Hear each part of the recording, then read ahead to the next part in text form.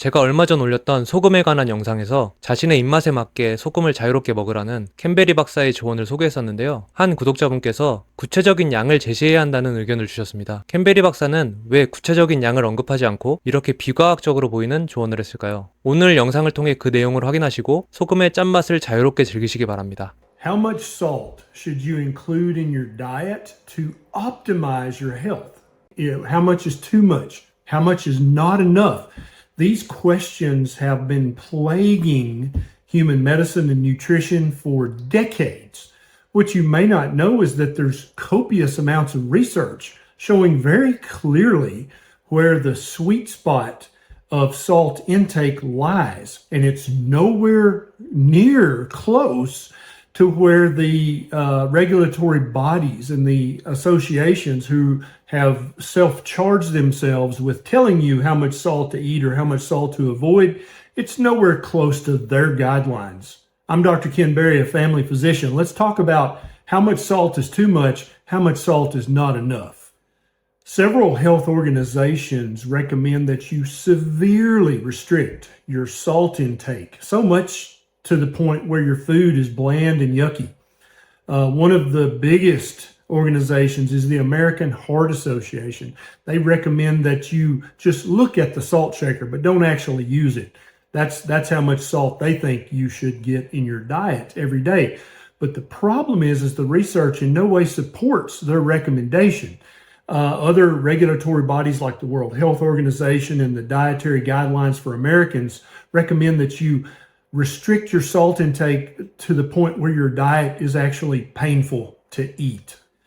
I'm going to show you a couple of different graphical illustrations of this and why you should salt your food to taste. Yes, your body is smarter than the American Heart Association. It knows exactly how much salt you need to eat. If you follow their guidelines, your food's going to taste terrible or just not have any taste whatsoever. But also following the American Heart Association's dietary salt guidelines is going to harm your health.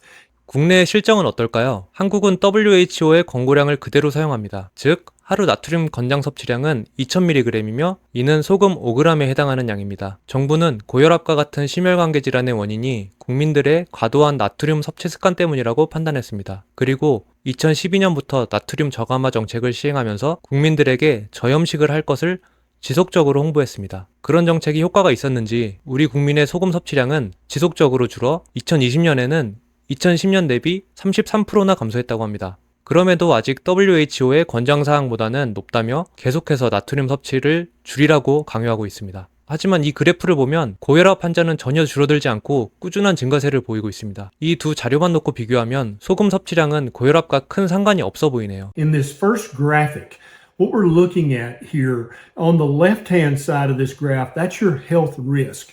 And that's from all causes of things that could harm your health, from the lowest health risk all the way up to the highest health risk. And then the bottom part of the graph is the amount of sodium you eat each day. So you can see over on the left-hand side is the amount of sodium that the American Heart Association recommends that you ingest each day. And you can see that it is associated with the highest risk to your health. Yeah, see that? Now, the World Health Organization is not so strict on sodium intake, but they're still much more strict than they should be. You can see where they say your salt intake should lie, still a very high risk to your health. The Dietary Guidelines for Americans, the DGA, they're not quite as stringent as the AHA and the WHO, but they're still recommending that you restrict your salt intake. Now, at the very bottom, where the curve you see dips down to its lowest, that's where you're going to have the lowest health risk, or where your health is going to be the best. And that looks like it's between 3 and 5 grams of sodium intake per day. Now, that's way more than the American Heart Association recommends you eat, way more than the World Health Organization, and way more than the Dietary Guidelines for Americans. In fact, if you'll look, you'll see that the U.S. average salt intake falls right within this sweet spot. Now, think about that. The average American, we might go to the doctor and the doctor says, hey, you need to cut back on your salt intake. And then we're like, whatever. And then we go ahead and eat salt to taste. We salt our food until it tastes salty enough. We eat salty foods. And so the average U.S. intake of sodium, you see where that falls, and it falls right within the sweet spot. If you look at all humans on the planet, that's the global average. You see that it falls right in the middle of the sweet spot where you're going to have the lowest health risk. So how in the world is the American Heart Association getting it so wrong? Now let's look at a different graph. This is a different way of graphing out the same exact information. So the blue dots and the blue line associated with them is healthy life expectancy at birth. And then the red dots and the red line associated with that is the all-cause mortality. So dying from any reason, that's the red line. And then down at the bottom of this graph is sodium intake in grams per day. So you can see the red dotted line, that's the American Heart Association's recommendations. You can see that it is associated with a lower life expectancy and with a higher all-cause mortality. And then there's the World Health Organization recommendations, and then there's the European Society of Cardiology. Their recommendations are much more reasonable than the AHA's, but still you can see that when you're eating 4 or 5 or 6 grams of sodium each and every day, your life expectancy is going to go up and your risk of dying from any cause is going to go down. So remember from the previous graph, the sweet spot is between 3 and 6 grams of sodium a day. The American average and the world average of just salt intake for regular people who are not listening to the AHA or the WHO or the ESC, they eat about 4 to 5 grams of sodium a day. It's almost like your body knows how much sodium you need. And it's almost like your body wants you to ignore the idiotic advice from the American Heart Association to severely restrict your sodium intake. I think these two graphs make it very, very clear that you should ignore the AHA and all these other regulatory bodies because their advice is stupid and is not based on any meaningful research. 우리나라는 다른 나라에 비해 정말 소금을 많이 먹고 있는 걸까요? 이 그래프를 보면 우리나라의 하루 소금 섭취량은 오히려 평균치를 밑도는 것으로 보입니다. 그리고 지금 보여드릴 영상은 한 예능 방송에서 미국 현지의 음식을 먹어본 출연자들의 반응입니다.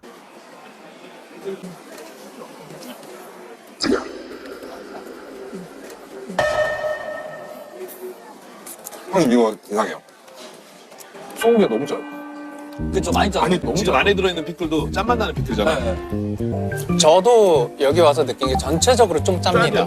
미국인들이 먹는 음식은. 그러니까 사람들이 내 음식 보고 짜다는 사람은 여기 와서 먹어봐야 돼. 저는 미국에 가보진 않았지만 처음 미국산 베이컨을 먹었을 때 정말 너무하다 싶을 만큼 짜서 놀랐던 기억이 있습니다. 지금까지 보여드린 자료에 비춰봤을 때 우리나라 사람들이 특별히 음식을 짜게 먹는다거나 나트륨을 과도하게 섭취하고 있다는 건 썩 동의하기 어려운 주장입니다.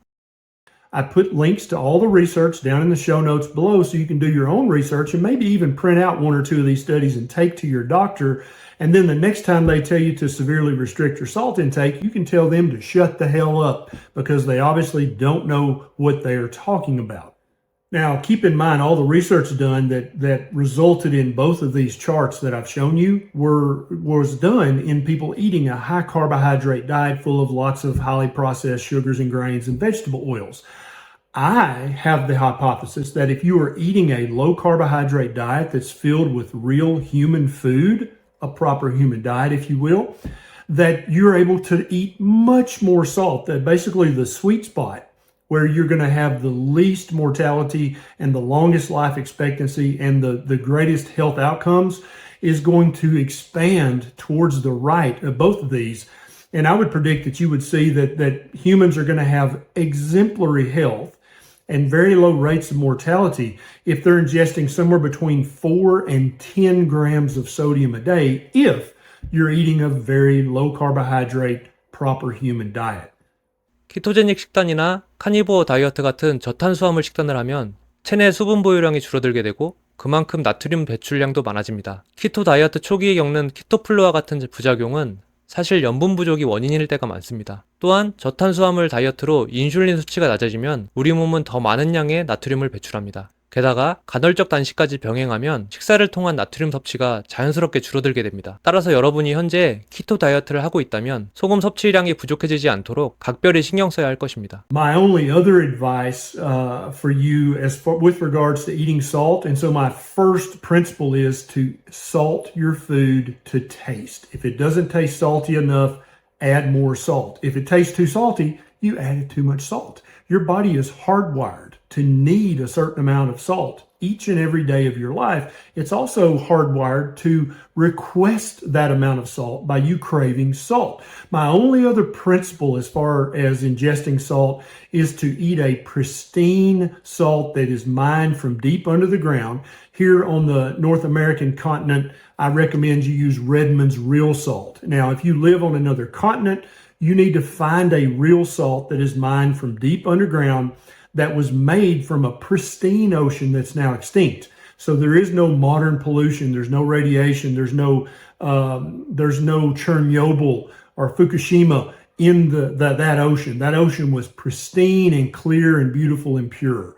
That's the kind of salt you need to eat, and you need to salt your food to taste. Eating salt is not going to give you high blood pressure. Eating salt is not going to cause heart failure. None of those things are true. Stop believing the lies. I actually talk about this lie in my book, Lies My Doctor Told Me. When you salt your food to taste, you're going to live longer and die less often. So please, eat salt. Salt is good for you. Salt your food to taste. Eat a real salt that comes from an extinct ocean that has not been polluted. And go back and watch this video again and look at those graphs very, very carefully. Stop listening to the American Heart Association when it comes to salt. They obviously either have ulterior motives or they're just dumb. I'm not sure which. I mean, they're cardiologists, so they ought to be pretty smart. So it makes me worry that maybe your best health and your longest lifespan and health span is not at the top of their priority list. But look at these graphs very, very carefully. Get a real salt that's not from the evaporated modern ocean and live your best life. I hope this video helps. This is Dr. Barry. See you next time. 소금에 대해 사람들이 많이 하는 오해에 대해서는 오른쪽 상단의 관련 영상을 확인해 주세요. 이상한 다이어트였습니다.